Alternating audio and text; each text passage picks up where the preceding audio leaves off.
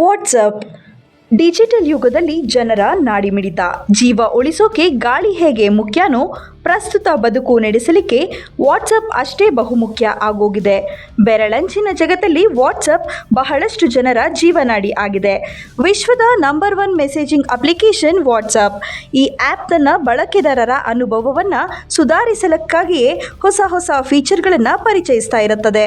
ಇದೀಗ ಇಂಥದ್ದೇ ಒಂದು ಹೊಸ ವೈಶಿಷ್ಟ್ಯವನ್ನು ವಾಟ್ಸಪ್ ತನ್ನ ಬಳಕೆದಾರರಿಗೆ ಪರಿಚಯಿಸಲು ಮುಂದಾಗಿದೆ.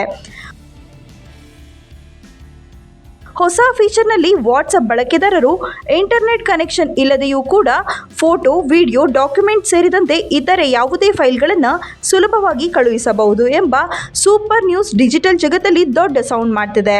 ಕಾಲಕಾಲಕ್ಕೆ ಹೊಸ ಫೀಚರ್ಗಳನ್ನು ತನ್ನ ಬಳಕೆದಾರರಿಗಾಗಿ ಅಪ್ಡೇಟ್ ಮಾಡುತ್ತಾ ಬರುತ್ತಿರುವ ಮೇಟಾ ಒಡೆತನದ ಜನಪ್ರಿಯ ವಾಟ್ಸಪ್ ಅಪ್ಲಿಕೇಶನ್ ಕಳೆದ ಜೂನ್ 2024ರಲ್ಲಿ ಧ್ವನಿ ಮತ್ತು ವಿಡಿಯೋ ಕರೆಗಳಿಗೆ ಸುಧಾರಣೆಗಳನ್ನು ಮಾಡಲಾಯಿತು. ವಿಡಿಯೋ ಕರೆಗಳಲ್ಲಿ 32 ಜನರಿಗೆ ಅವಕಾಶವನ್ನು ನೀಡಲಾಗಿತ್ತು.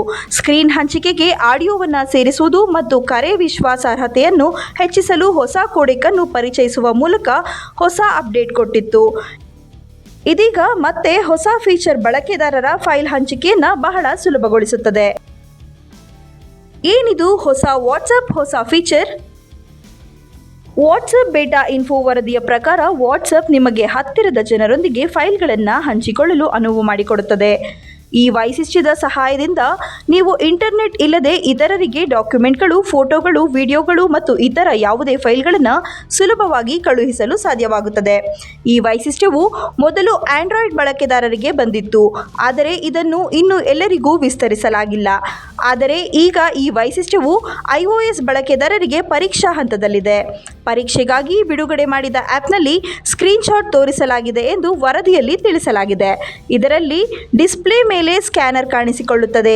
ಅದರ ಸಹಾಯದಿಂದ ನೀವು ಹತ್ತಿರದ ಜನರಿಗೆ ಫೋಟೋಗಳು, ವಿಡಿಯೋಗಳು ಮತ್ತು ಇತರ ಫೈಲ್ಗಳನ್ನು ಕಳುಹಿಸಲು ಸಾಧ್ಯವಾಗುತ್ತದೆ. ಈ ವೈಶಿಷ್ಟ್ಯದ ಹೆಸರು ನಿಯರ್ ಬೈ ಶೇರ್ ಆಗಿರುತ್ತದೆ. ವಾಟ್ಸಪ್ ತನ್ನ iOS ಅಪ್ಲಿಕೇಶನ್ನಲ್ಲಿಯೂ ಇದೇ ರೀತಿಯ ವೈಶಿಷ್ಟ್ಯವನ್ನು ತರಲು ಯೋಚಿಸುತ್ತಿದೆ. ನೀವು ಹತ್ತಿರದ ಜನರಿಗೆ ಫೈಲ್ಗಳನ್ನು ಕಳುಹಿಸಲು ಸಾಧ್ಯವಾಗುತ್ತದೆ. ಈ ವೈಶಿಷ್ಟ್ಯವು ಆಪಲ್ನ ಏರ್ಡ್ರಾಪ್ನಂತೆಯೇ ಇರುತ್ತದೆ. ಫೈಲ್ ಹಂಚಿಕೊಳ್ಳಲು ನೀವು ಮತ್ತೊಬ್ಬ ವ್ಯಕ್ತಿಯ ಮೊಬೈಲ್ನಿಂದ QR ಕೋಡ್ ಅನ್ನು ಸ್ಕ್ಯಾನ್ ಮಾಡಬೇಕು. ಇದು ವೈಫೈ ಅಥವಾ ಬ್ಲೂಟೂತ್ ಮೂಲಕ ಕಾರ್ಯವನ್ನು ನಿರ್ವಹಿಸುತ್ತೆ. ಹೀಗಾಗಿ ಇಂಟರ್ನೆಟ್ ಸಂಪರ್ಕದ ಅಗತ್ಯವಿಲ್ಲ. ಈ ಮೂಲಕ ನೀವು ಇಂಟರ್ನೆಟ್ ಇಲ್ಲದೆ ನಿಮ್ಮ ಸುತ್ತಲಿನ ಜನರಿಗೆ ಫೈಲ್ಗಳನ್ನು ಕಳುಹಿಸಬಹುದು. ಇಂಟರ್ನೆಟ್ ವೇಗವು ನಿಧಾನವಾಗಿರುವ ಅಥವಾ ಕಾರ್ಯನಿರ್ವಹಿಸದಿರುವ ಪ್ರದೇಶಗಳಲ್ಲಿ ಇದು ವಿಶೇಷವಾಗಿ ಉಪಯುಕ್ತವಾಗುತ್ತೆ. ಈ ಹೊಸ ವೈಶಿಷ್ಟ್ಯದೊಂದಿಗೆ ನೀವು ಉತ್ತಮ ಗುಣಮಟ್ಟದ ಫೋಟೋಗಳು, ವಿಡಿಯೋಗಳು ಮತ್ತು ಡಾಕ್ಯುಮೆಂಟ್ಗಳಂತಹ ದೊಡ್ಡ ಫೈಲ್ಗಳನ್ನು ಸುಲಭವಾಗಿ ಹಂಚಿಕೊಳ್ಳಬಹುದು. ಇನ್ನು ಉತ್ತಮವಾದ ವಿಷಯವೆಂದರೆ ನೀವು ಆಂಡ್ರಾಯ್ಡ್ ಅಥವಾ ಐಫೋನ್ ಅನ್ನು ಬಳಸುತ್ತಿದ್ದರೂ ಈ ವೈಶಿಷ್ಟ್ಯವು ಕಾರ್ಯನಿರ್ವಹಿಸುತ್ತದೆ. ಅಂದರೆ ಇಲ್ಲಿ ನೀವು ಯಾವ ಮೊಬೈಲ್ ಬಳಸುತ್ತಿರುವಿರಿ ಮತ್ತು ನೀವು ಫೈಲ್ ಅನ್ನು ಕಳುಹಿಸುತ್ತಿರುವ ವ್ಯಕ್ತಿಯು ಯಾವ ಮೊಬೈಲ್ ಬಳಸುತ್ತಿದ್ದಾರೆ ಎಂಬುದು ಮುಖ್ಯವಲ್ಲ. ಹೆಚ್ಚುವರಿಯಾಗಿ ಈ ವೈಶಿಷ್ಟ್ಯವು ಎಂಡ್ ಟು ಎಂಡ್ ಎನ್ಕ್ರಿಪ್ಷನ್ನೊಂದಿಗೆ ಸಹ ಕಾರ್ಯನಿರ್ವಹಿಸುತ್ತದೆ. ಅಂದರೆ ನೀವು ಯಾರಿಗೆ ಕಳುಹಿಸಿದ್ದೀರೋ ಅವರಿಗೆ ಮಾತ್ರ ನೀವು ಕಳುಹಿಸುತ್ತಿರುವ ಫೈಲನ್ನು ನೋಡಲು ಸಾಧ್ಯವಾಗುತ್ತೆ. ಒಟ್ನಲ್ಲಿ ವಾಟ್ಸಪ್ ಕಾಲದಿಂದ ಕಾಲಕ್ಕೆ ಹೊಸ ಫೀಚರ್ನಿಂದ ಜನರ ಮನಸೂರೆಗೊಂಡಿದ್ದು, ಆದಷ್ಟು ಬೇಗ ಹೊಸ ಫೀಚರ್ ಬರಲಿ ಅಂತ ಡಿಜಿಟಲ್ ಪ್ರಿಯರು ಆಶಿಸುತ್ತಿದ್ದಾರೆ.